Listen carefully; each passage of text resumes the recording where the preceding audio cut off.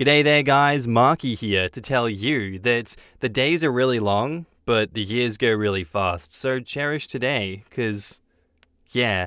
Anyway, I'm going to be reading some Reddit stories for you guys today, so I do hope you enjoy them. With that said, I want you to sit back, relax, chuck a prawn to the barbie, let's get right into it. Cheers. Posted by user Ringless Dragon, titled, Me, 29 female, want to trade my soon-to-be ex, 38 male, my engagement ring for the family dog. Me caveman, me want trade. My soon-to-be ex dear, or damn, husband, and I are divorcing after 6 years. We have 2 kids, 7 months old and 5 years old. He doesn't want to divorce, but is keeping it friendly so far because of the kids. We ran into a snag when he moved out and took the family dog Loki. Loki is 4 and is trained as a therapy dog. I did all the training and care for Loki. I used to take him to visit the patients at 2 hospice facilities twice a week. Soon-to-be ex loves the dog, but not as much as I do. I will have primary custody, and I think it would be best if the kids didn't lose the dog too. My 5-year-old keeps asking for him, and it breaks my heart. The issue is that I bought the dog for my soon-to-be ex as a Christmas gift. Legally, the dog is his.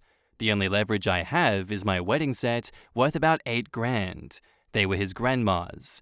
He and his mother want the set back. There was never an agreement to give them back in the event of divorce, spoken or written. Legally, the rings were a gift and they are mine. I have no intention of keeping the rings. They should stay in the family no matter what. Even if I give the rings back, they will probably end up going to my sons when they're old enough. I probably wouldn't think to keep them or use them for barter if the divorce wasn't his fault, but it is entirely his fault. He cheated while I was pregnant, so maybe anger is clouding my judgment a bit too. Is it really crappy that I hold his dead grandma's rings from him unless he gives me back the family dog that I gifted him? Any pointers for how this conversation should go down? In the comments, Treetop Tree says, make sure you get something in writing so he can't take Loki again after he gets the jewelry. Whatever you get in writing, make sure that it's notarized. I learned that lesson the hard way. First up, I commend you on being noble enough to return the family heirloom. I think a lot of people would be bitter and hang on to them out of spite. Despite your husband's assholery, you are doing a good thing. I wouldn't feel guilty about offering up a trade. He wronged the marriage and probably took the dog to be hurtful, since it sounds like you were probably most bonded with Loki. Tell him that you want the dog, the kids want the dog, and if he can play fair, you will offer up the rings. Loki is 4 and trained as a therapy dog. Whomever Loki is working for or with should get Loki. I read the rest, no opinion. OP says, I trained him. Loki and I go to hospice twice a week to visit the patients. He hasn't been since soon-to-be ex took him. That is good work. I hope that however this turns out, Loki will still get an opportunity to do this work. It's important work. My own dog certified through the Delta Society and got DQ'd due to raw diet many years ago. She's back on kibble now for a variety of reasons, and I'm going to re-qualify her. Good luck. The amount of training can be intense, and the bond is very, very strong. I can't imagine losing Elka, and I wish you the best. I think this is a hard one. Loki was a gift to your husband, and as such, is his. It's too bad that he can't weigh in. Heartbreaking all around. Good luck to all of you. My ex gave me a cheap ring as engagement, and we used the same ring for my wedding band as well. It had belonged to an aunt who he had no major attachment to, and was a diamond chip and a sapphire chip in a thin gold band. Honestly, I doubt Pawnshop would have given me $50 for it. He was a real tool. Long story, and when we finally went to mediation, we were in separate rooms with the mediator going between us. He wanted the ring back, and I, more joking than anything, told her that I would give him the ring if he took debt from Third Credit Card. We had 2 at $5,000 and 1 at $3,000, and he agreed. The mediator legitimately asked me, is your ex, slow? I mean, is his IQ normal? I almost died. Point of fact, a few years later, his own lawyer asked me the same thing. I think it's fair that you get dogs with kids. Maybe offer to keep the same custody of dog as kids. I'm not sure I would even offer to trade the ring for it unless I had to. And on her ex and the end of the marriage, OP says, he blames me. He thinks I forced him to cheat. I'm not the carefree 20-year-old that he fell in love with. I don't give him my full attention now that I have 2 kids, work full-time, care for the home, and have hobbies. He thinks that I didn't try hard enough to forgive him when he got caught. I love age gap relationships. 29 years old with a 38-year-old. Like, I know they do work, absolutely, but more often than not, we see the most abuse going on when there's gigantic age gaps here. He thinks I didn't try hard enough to forgive him when he got caught? What? Does this man even want to stay married? Oh, I got caught, but you need to try harder to forgive me. I've already begged and pleaded on my knees as much as possible, and now it's your turn, and you're not trying hard enough to keep us together. Does that work? Does it genuinely work on people when they say something like that is outlandish? Of course you're not the carefree 20-year-old. You've got a full-on life now. What's this guy's problem? And now, on to the update. I talked to soon-to-be-ex that night about our oldest son, 5. Our son has been asking for his daddy and our dog Loki since soon-to-be-ex moved out 3 months ago. Soon-to-be-ex has only come to visit twice. I told him that we all miss the dog, and I thought DS would adjust better if Loki came back to us. I told him that I also missed taking Loki to the hospice center twice a week, as he's a therapy dog. He got mad, accused me of trying to guilt him into giving back our 5-year-old's dog. He reminded me that I had gotten the dog for him for Christmas. So I offered him the trade, his grandma's diamond engagement ring and wedding ring for the dog. He refused and accused me of holding his dead grandmother's rings for ransom and said that I wanted to take everything from him. Blah, blah. Yesterday, his mother came to visit my kids. We have a very good relationship. She's a lovely woman in a tough position. She's mad at soon-to-be-ex for cheating on me while pregnant and destroying our marriage, but she has to take his side. But still, she wants to protect her own interests too. Access to her grandchildren, but I'm divorcing her son, not her. We had a lovely visit, and I asked her to talk to her son about giving Loki back. Turns out that soon-to-be-ex has been complaining about the dog non-stop. He's 4 and has very high energy. He's used to working 2 days a week and getting 2 walks a day. Soon-to-be-ex moved in with his new girlfriend, and she hates the dog. There is no yard, and she doesn't help with any of Loki's care. She agreed that Loki belonged with me and her grandsons, but was hesitant to get involved because soon-to-be-ex loves Loki too, and technically the dog was a gift to him. I told her just because something was a gift didn't always mean that the receiver should keep it. With that, I pulled off my wedding set, her mother's, and gave them back to her. She was teary and grateful and said she couldn't promise anything, and I told her that I would just appreciate her speaking to soon-to-be-ex about it. It was a gamble on my part, but she's always done right by me, and divorcing a mama's boy does have some advantages. Soon-to-be-ex dropped Loki off an hour ago, and we are all so overjoyed. Edit: I cannot believe how this blew up.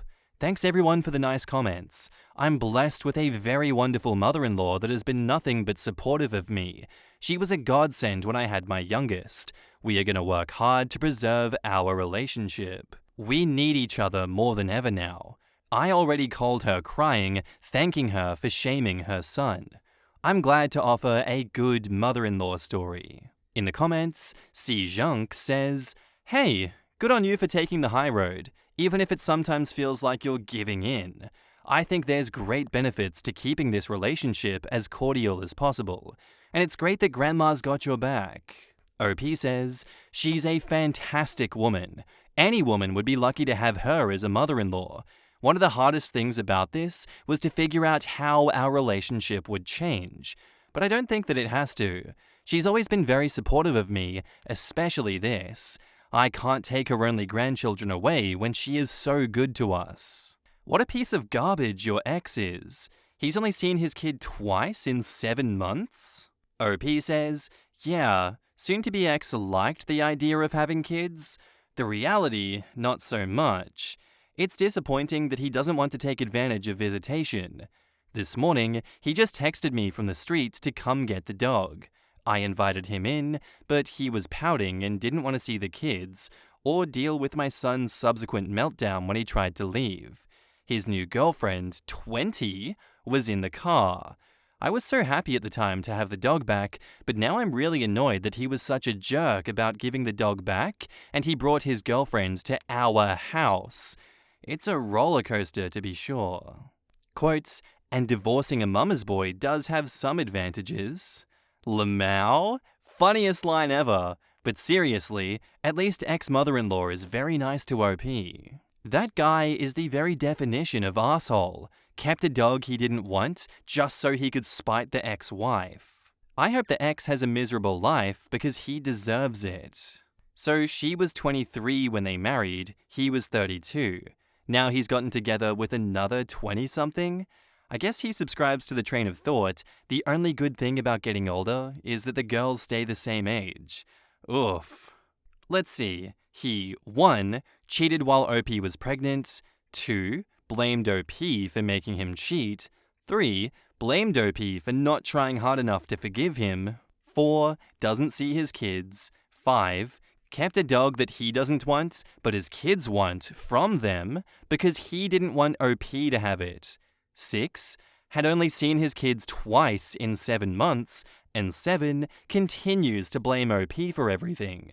Yeah, he's something else. And 8. Prevented a therapy dog from working at a hospice for several months. Yeah, there really is no way to sugarcoat this one. He's just a giant flaming turd of a person. I hope every time he gets up in the morning, he steps on a Lego piece, and then another one.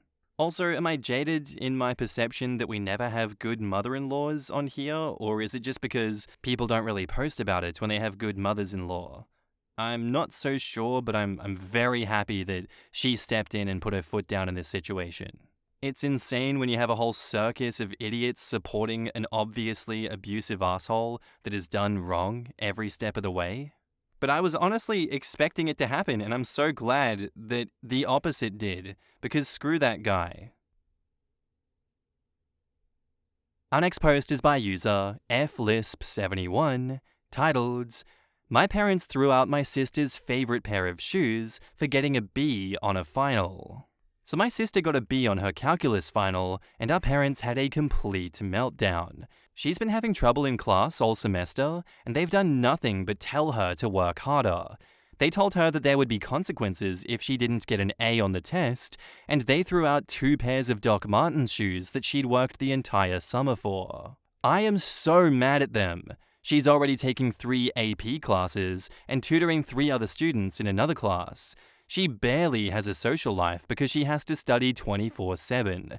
They expect her to get into an Ivy League school, and any other school would be a failure in their eyes.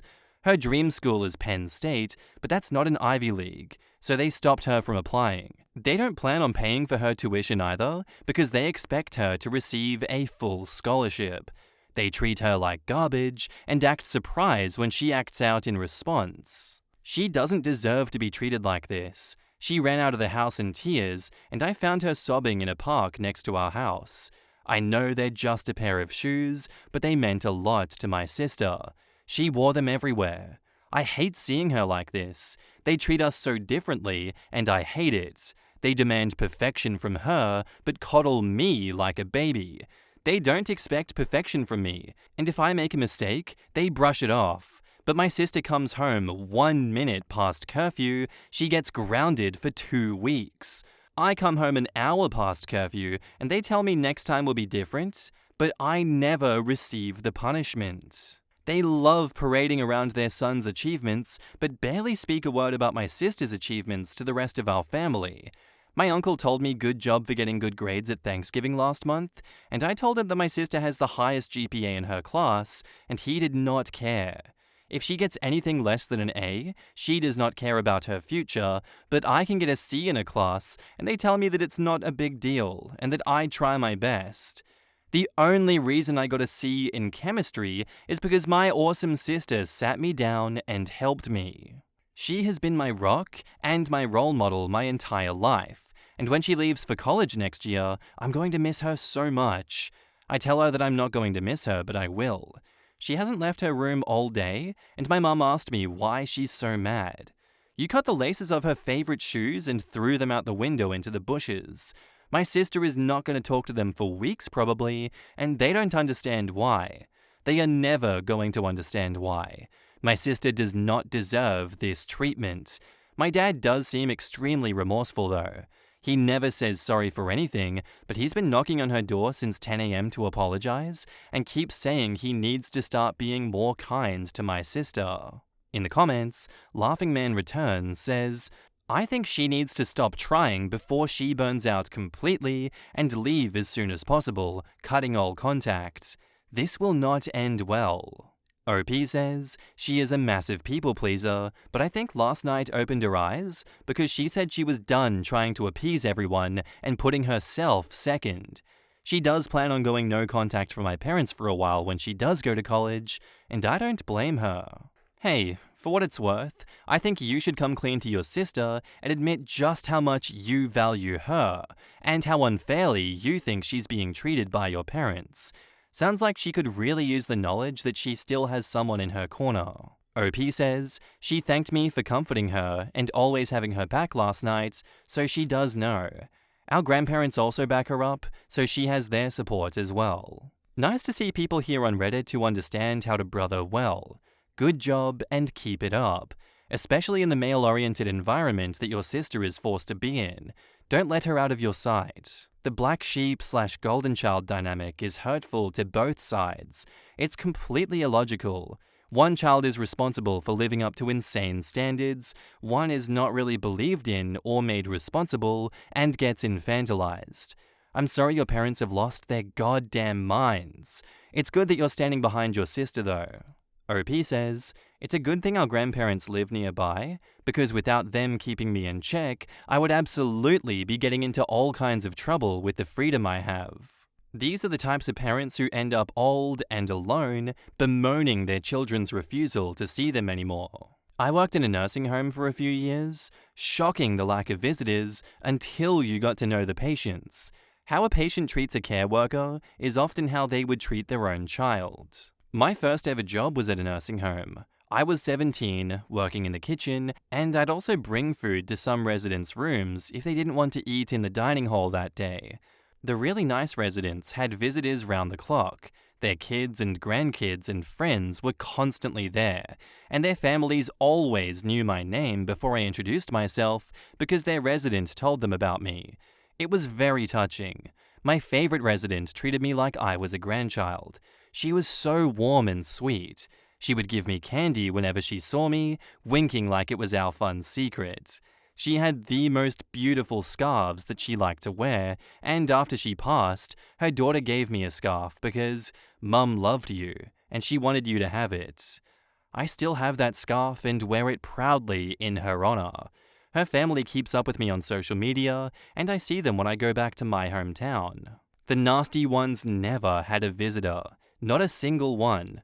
Holidays would come around and the dining hall would be packed with visitors, and the nasty ones were all at a table on their own, sneering at the people who had visitors.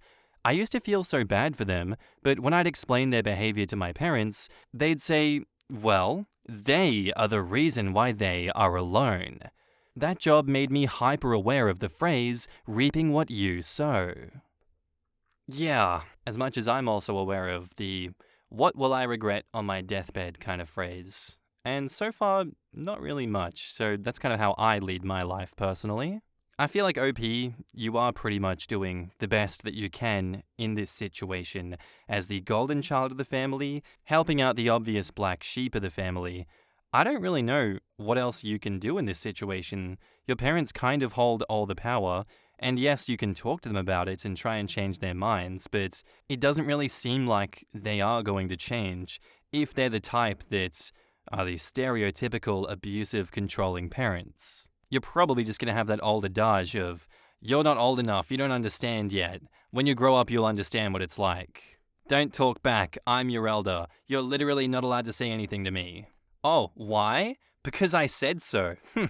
It does seem as though no contact is in the future for these parents. And now, onto the update.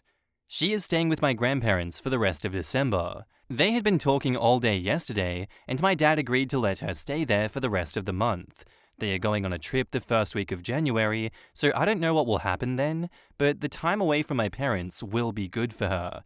I took her shoes out of the bushes and replaced the laces in case she still wants them in the future. Second update. My grandparents agreed to let my sister stay with them for the rest of the semester. My sister is going to go to community college for 1 year, her decision, and then transfer to Penn State. She has barely spoken to my parents since December, as have I, in solidarity with her, and it has had a noticeable effect on them. I gave her back the shoes, and she has not worn them yet, but they are still in her room. In the comments, Terminator Chic says, "What a wonderful golden child. They actually recognize and dislike the differences. I'm the black sheep in my family, and it still means everything to me that my siblings saw it and were there for me. If OP ever comes over here, let her know that you'll miss her. Let her know that you already miss her. Let her know that you're aware of how unfair it is. Those things are so important to hear. Knowing someone sees and understands the struggle means so much. I'd give this 1,000,000 upvotes if I could. It took till my 50s to finally hear from my siblings that they saw my mistreatment and knew that it was wrong. That single acknowledgement launched my healing forward immensely." Once during a fight, my sister told me that my mother told her that I was the favorite child. It's haunting me since that day. I asked her a few years later if that was true or just something she said in the heat of the fight, and she confirmed. I find it truly so shocking that a parent, my own mother, could spit in the face of her child like that. Doc Martens are not a cheap shoe. Working an entire summer for them just for some narcissistic parents to throw them out because a grade wasn't up to standard? OP did the right thing here. The parents will be wondering why they're left out of OP and the sisters' lives. Point them back at this. Good for OP. I wish there were more people like them. They are not cheap, and they'll last you years. I would lose my shit if someone tossed my Doc Martens. Years from now, the parents are probably going to be mystified as to why OP's sister doesn't want to talk to them anymore. And that's where I'm going to end today's episode, guys. I do hope you enjoyed. If you did, let me know what you thought of it in the comments down below, and I'll see you in the next one. Bye.